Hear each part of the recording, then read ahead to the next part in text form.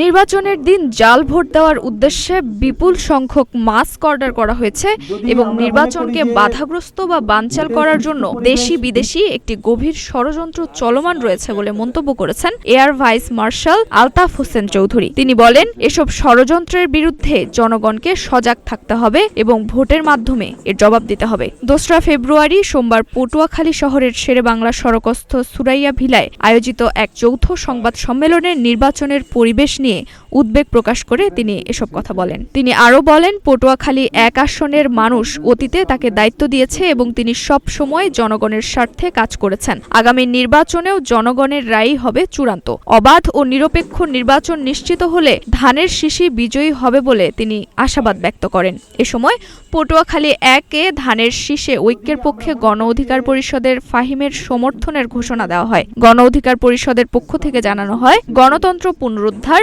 ভোটাধিকার প্রতিষ্ঠা এবং একটি অবাধ ও সুষ্ঠু নির্বাচনের স্বার্থে পটুয়াখালী 1 আসনে ধানের শীষ প্রতীকের পক্ষে একযোগে কাজ করার সিদ্ধান্ত নেওয়া হয়েছে।